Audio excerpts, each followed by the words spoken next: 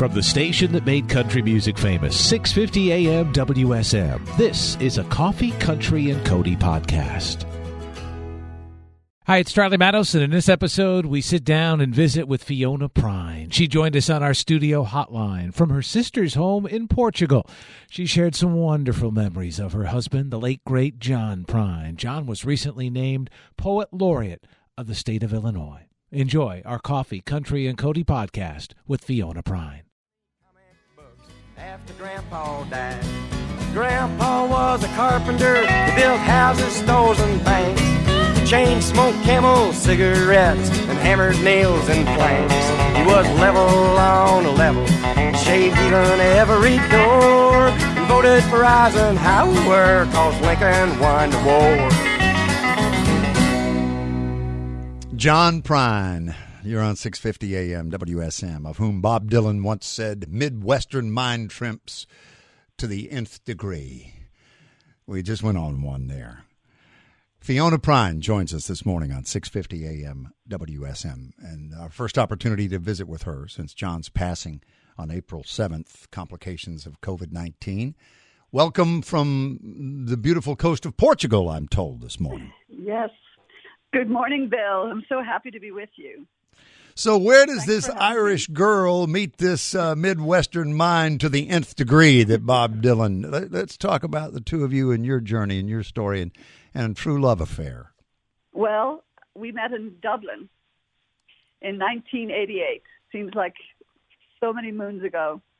I worked at a recording studio over there, and John was in town to perform at the opening of a big new venue, and it was what you might call now an Americana extravaganza. They didn't call it back then. There was no such word as Americana, 1988. So I met him. My company was involved in some of the production, so I met him. And, I will tell you that it was pretty much love at first sight. I mean, we very quickly recognized each other as kindred souls, you know, from sort of rural backgrounds. Family is important, the music. And I think we were probably both a little lost and bewildered, each in our own lives when we met. And so, like I always say, I don't think my mother was putting any bets on us. I think bewildered is a line in Dear Abby, too, isn't it? Signed, bewildered. That's right. Yeah. Appropriately enough. Yeah, I mean, a lot of those sort of emotions weren't lost to either John or me in our lives. And I'll tell you, boy, am I bewildered right now. That's probably the best way to describe what it's been like for, it'll be 3 months tomorrow. And you were the first one who fell ill from COVID-19, correct? Yes, I did. And in fact, we got tested when we were both well.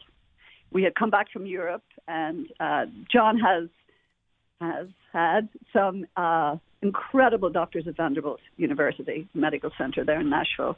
And it was really just to say, look, we're looking out for everything concerning your health. And John did have COPD, and they thought maybe just have a COVID test just to be sure. And then as an afterthought said, maybe you should take one too, Fiona, because you guys are together all the time. And we were. So, we both got tested. My result came back first, and it was positive. I couldn't believe it. I mean, you might as well have told me I was pregnant. It was just such a shock. And it took several more days before I became ill, and I did become ill. It was, and I still have a little residual thing going on with my throat, which you might hear. It's really not an illness that you want to contract. If you can avoid it by wearing a mask, it's that simple. I would at all costs avoid it. I got ill. I had to quarantine away from John for 14 days, which was very, very difficult just to be away. We were never apart. And the day before I came out of quarantine, John started displaying symptoms. And they very quickly became more and more serious. Within 24 hours, I had to take him to Vanderbilt ER. And I had to leave him there. Of course, when you have a loved one in the hospital with COVID, you cannot be with them, which makes it very difficult. And we spent, when I say we, my boys and I spent 12 long days and nights waiting for various kinds of new, reports, health reports. He's stable. He's getting a little worse. He was good overnight. Today things are not so good. And it was a roller coaster. And after 12 days, on April 7th, he passed. Fiona, what would you say to the world music community at a time like this and the outpouring that followed John's passing? I would say, first of all, that I absolutely recognize how difficult this time has been for everyone. I mean, this is a worldwide pandemic. There is no human on the planet that hasn't been affected. But as far as the music community, I mean, it has been decimated. Our livelihood, John and I made our livelihood on the road. That's, who sells records anymore? So I know that this has been a particularly tough time personally and financially, emotionally, and health-wise for so many people in the community. And to see how they came together to support me and Jody and Jack and Tommy after John passed was just so heartening. I mean, I think a lot of the people in our music community know that once you were within our reach, within the Prine reach, you became family. We recognized kindred spirits in each other, just as John and I had. And, with all of our frailties and all of our issues and problems and difficulties, the music brought us together, and I'm forever grateful for the community. And I know it's still there, and I look forward to the day when we can all be together again. But please, one of the things that I'm thinking about today as I anticipate the 3-month anniversary tomorrow is, I would say, if you loved John Prine, if you love John Prine's music, if you are grateful for the legacy that he has left us, even if it's just for tomorrow, try a mask. Just put one on and say it's for John. And then maybe you'll find it's not so bad. And we can put this dang virus on the run so we can get back to doing what we need to do. What John would have wanted us to do is to get on with life and making music. I know, Bill, I know you must miss those live nights at the Opry and all of the shows that John and I would see you all over town. I mean, when we did go out, one of my favorite moments in the history of this show, which it's been 26 years of Coffee, Country, and Cody, was when John and I, along with Mac Wiseman, they had done that duets album or the duet album. And we did a morning show live at the Station Inn.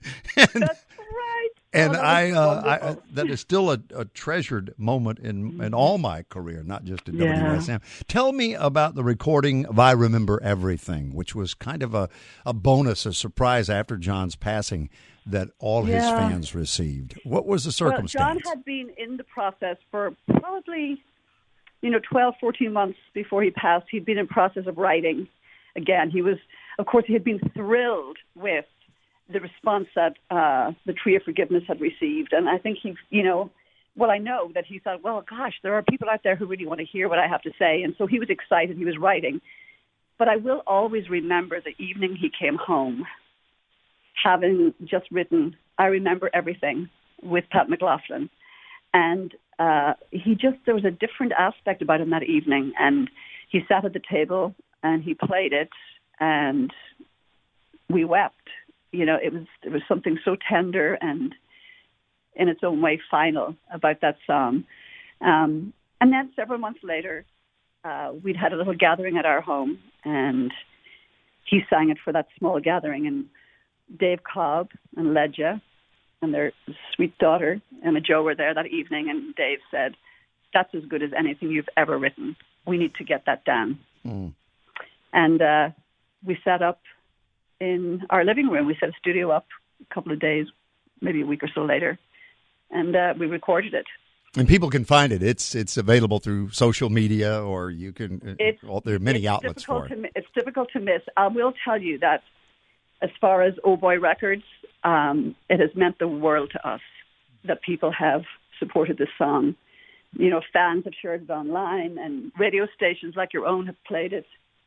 People are actually paying for the song, which, like I said, is difficult times for everybody. And not that I'm in a bad position, but for our little record company, everybody's feeling this, trying to help our artists make it through until we can get back out on the road. So yes, the song is available. It charted at number 1. I think that might have been a week or two ago now, but it's, we thank you to everyone who has helped share that song. It's the last recorded song we have from John. Fiona Prine, if you just joined us. And in closing, one of the things that brought us together was a recognition from his home state of Illinois, posthumous induction as Poet Laureate of the land of Lincoln. When did you find out about that?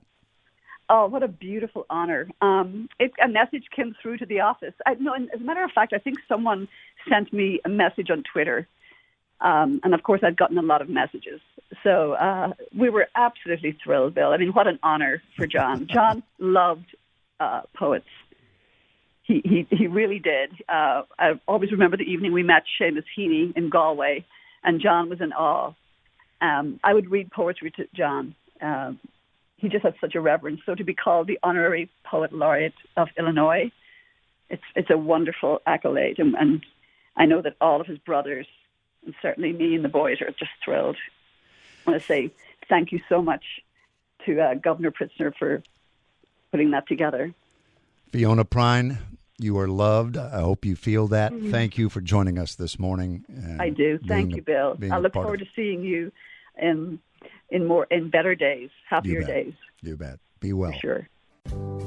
Thanks for listening to our Coffee, Country, and Cody podcast. Our program director at WSM Radio is J. Patrick Tittle. Our digital producer is Haley Hall. Marketing and promotions director is Amanda Cannon. And I'm Charlie Matos. If you like what you've heard, make sure you subscribe so you never miss an episode. And leave us a review on iTunes. It really does help new people find the show.